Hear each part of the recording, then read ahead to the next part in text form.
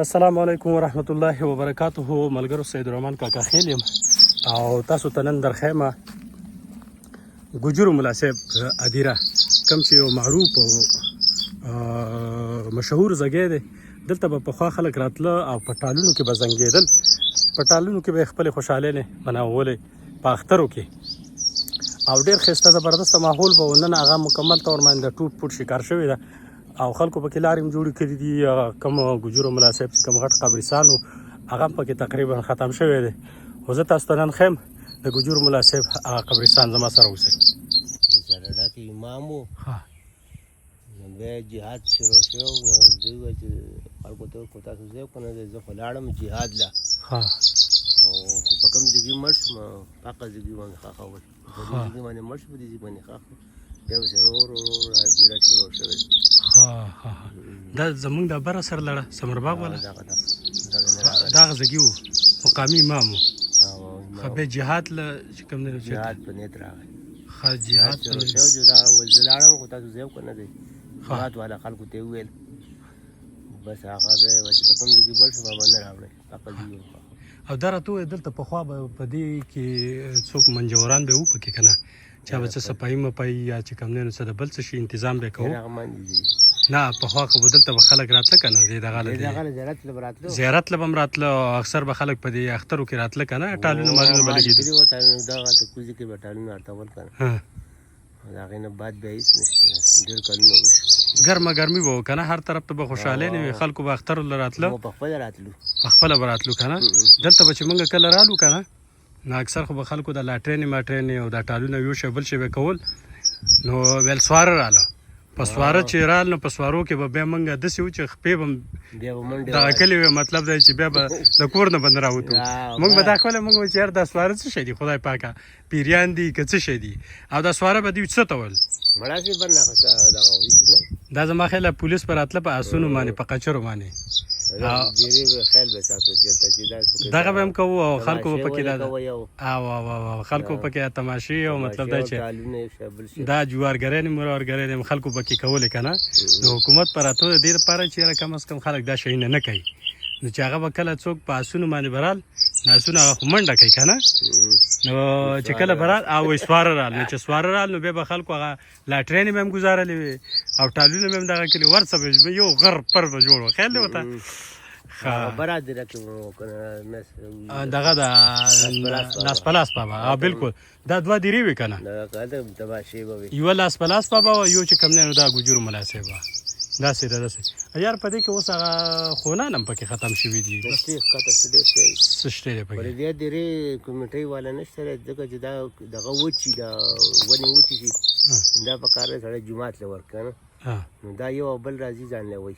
حاجي نو ماشاءالله دا تاسو ګورئ دا ګجرو ملا صاحب دی، او د ګجرو ملا صاحب یو تاریخي حیثیت و. دا هغه خلکو ته پته لګي کم خلک چې په دې علاقه باندې پاتې شوي وي او په اخترو کې به دلته راتله د سیر سپاټې دپاره. نو دا یو مشهور ځای دی کوم چې ګجرو ملا صاحب ته وایي. دلته به پخوا چې کله موږ رالو او د اختر دپاره به خلکو دلته ټالونه لګولي وو، خلکو به پیسې ورکولې، چېرته یوه روپۍ به چېرته وه، چېرته اتانې او څلور انې باندې مکمل دغه پیسې او د ټکو حساب کتاب و که نه، دا خبره صحیح ده. نو بهرحال موږ ته په ټول اختر کې تقریبا یاره یا 15 یا 10 روپۍ راغونډېدې، هغه به هم چې چا خپلو خپلوانو کره لاړو که نه، هغه پیسې به هم چې کله دلته راوړې نو په هغې به هم 3 ورځې به هم پې دلته دغه کوو، د مزې به هم پې کولې، او مطلب دی چې دغه به هم ترې پورته کوو. خیال دی ورته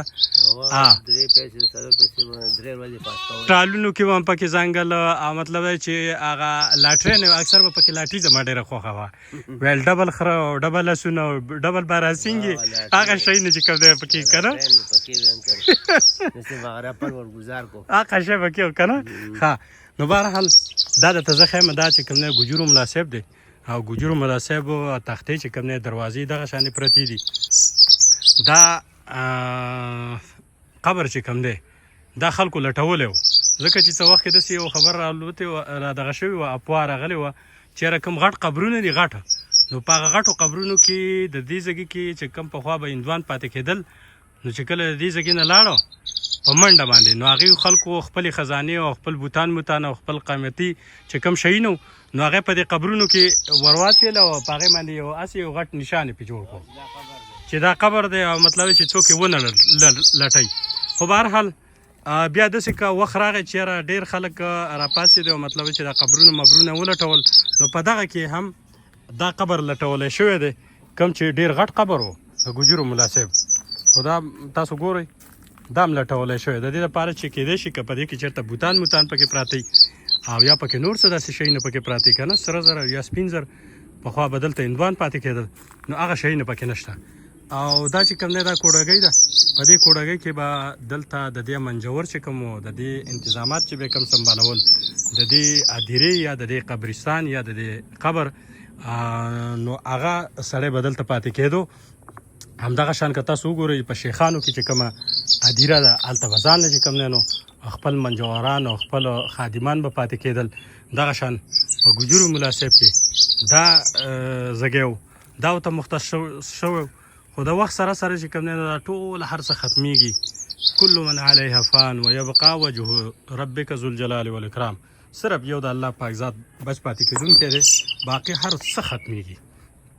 نو دا د ګجرو ملا صاحب هدیره ده او کم چې یو تاریخي حیثیت لري هغه خلکو ته پته لګي کم خلک چې مخکینی وخت نه دغه شوي لکه عمر یې دغه شوی او هغوی دلته راغلي، دلته په ټالونو کې زنګېدلي، دلته یې لوبې کړي، نو هغه خلکو ته د دې ګجرو ملا صاحب د تاریخ هغه حیثیت هغه پته ورته لګي. نو نن تاسو ګورئ دا ماشاءالله شهر خاموشان دی، مکمل طور باندې هر طرف ته خاموشي ده، د مرغو اوازونه دي او ښایسته صفا ماحول دی د خاموشۍ. خو د خپل ځان دپاره د آخرت تیاری کول پکار دي. صحیح شو جي. الله مو ښاد او آباد ساته، دعاګانو کې مې یاد ساتئ، د خپل ځان خیال ساتئ. د الله په امان.